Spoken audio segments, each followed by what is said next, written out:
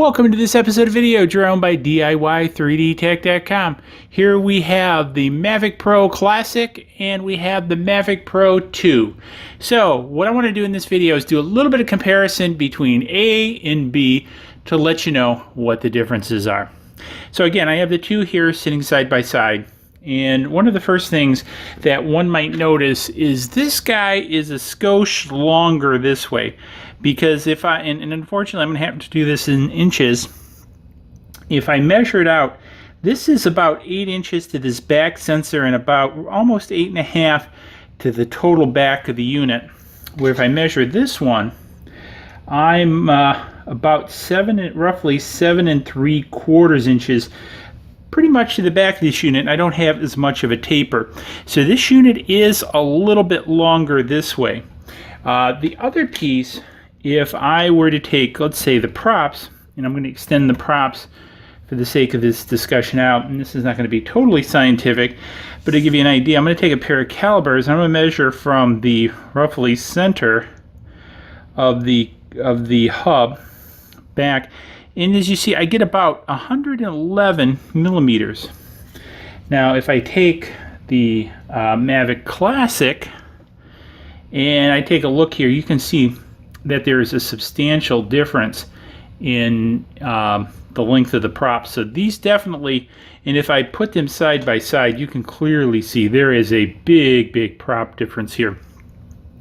Because we're carrying more weight, looking for more flight time, so we definitely need that lifting ability. And also notice the foils as I talk about in the unboxing video. Now, from a standpoint of the girth of these guys, this is about 83, and this is about 83, maybe a fraction of a millimeter less here. You know, in the back, roughly, it's probably going to be, so I got around 41.6, and this is a little bit narrower, 33.5, but I do have the sensors back here. This thing has just an unbelievable number of sensors. The other piece I want to take a look at and call your attention to is the batteries. So when we look at the batteries, here's the battery from the Classic, and here's the battery from the Pro. Definitely a big difference. So if we kind of move these guys out a little bit, and we bring the infamous scale out, set it down, bring up the weight, let it zero out, put the Classic battery.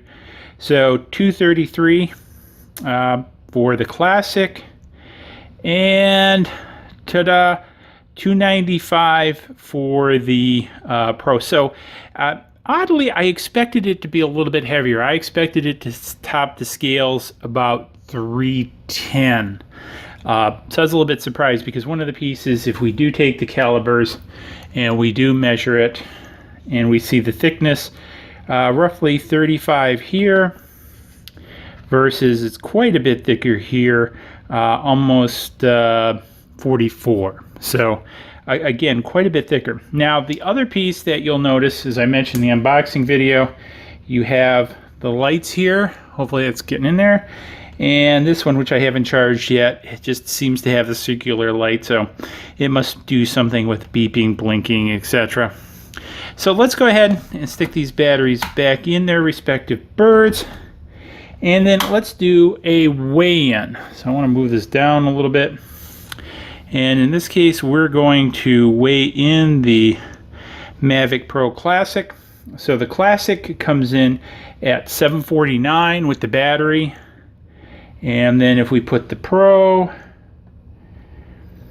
749 versus 901, 902. So roughly about, what's that, about 150 grams heavier. So as I mentioned in the unboxing video, this guy is substantially heavier to the touch than this guy. From a standpoint, as you can see, I'm up. So if I take this, I'm again 80 millimeters up, and then I'm 70. So this guy is a little bit shorter. This guy is pretty close to 10 millimeters higher, taller than its predecessor. So those are the interesting differences between the two.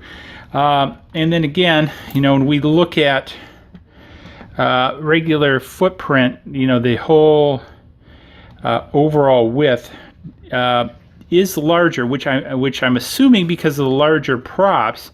If we look at this, it just simply needs to be, because again, we know that these props are larger, and so you can kind of hopefully see. Probably be better if I turn it this way so you can see the two, how they compare up. So these do stick out further. Now the other piece is the lights here, a little bit different lights. Don't know if that makes a big difference between the two. But again, let's turn them on their bellies and you can see a substantial difference, because these appear to be acoustic. It's got two cameras here, so again, we still have the two cameras. We look to have some sort of infrared sensor, so gone are these what looks like acoustic transducers here. And we have the two landing lights. Now, the one thing here is, notice that this is solid on the Classic. This has air intakes on this sort of, you know, scoops. And again, if we look at the fronts, trying not to break the props, again, it appears to be two forward-looking cameras. So this thing's got to have some really crazy compute power on board to handle all these cameras and to basically be able to do some form of image recognition from those cameras. So that is very interesting.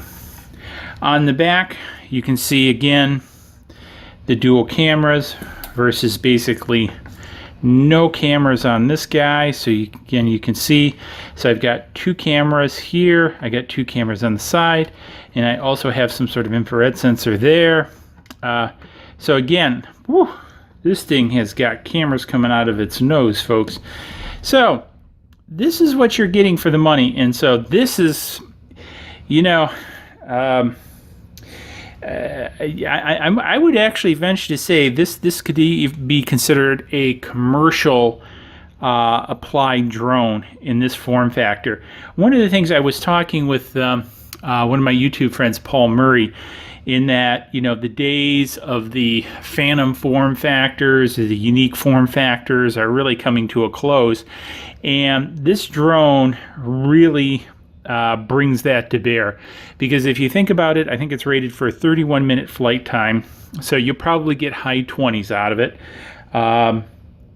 It's got a crazy number of sensors, so you can get it, and why I do not recommend this, technically in an industrial setting or commercial setting, you can probably get it fairly close to things, closer than you could this guy.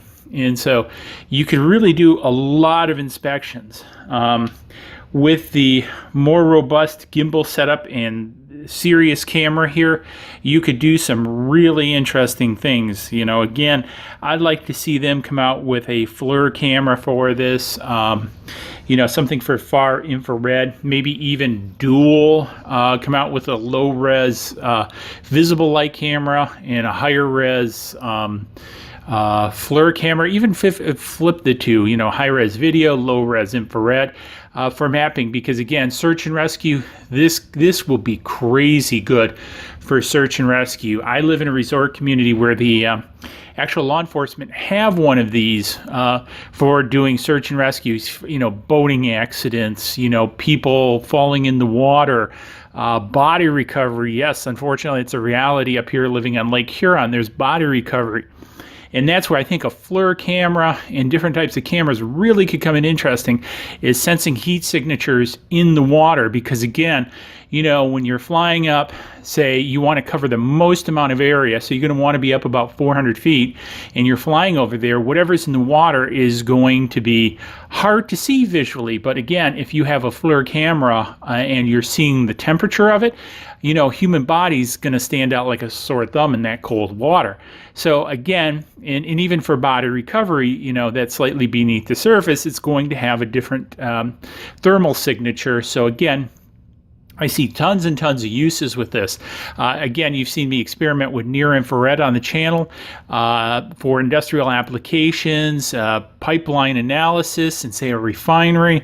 Again, I can see tons and tons of uses for this guy, and the flight time makes it more than reasonable to achieve that. So I'm really geeked about this guy for a number of different reasons, other than the fact I own one, but what this can mean to the profession, drone profession, I'm going to say, in general. So anyways, if you found this interesting, give it a big thumbs up. If you're interested in one of these, I'll have the link for this and the Zoom down below in the comments, or I'll probably put a card up there too. So please go out and get one. I know I'm happy with this purchase. You know, a lot of times you drop $1,500 and you go, wow, $1,500. That's a lot of money, but I mean, this thing is packed with crazy goodness. So anyways, it's getting a thumbs up by me, and I haven't even put it in the air yet. So can't wait for the first flight test. Stay tuned. Let me know what you're having for lunch. I'll see you guys in the next video. Cheers.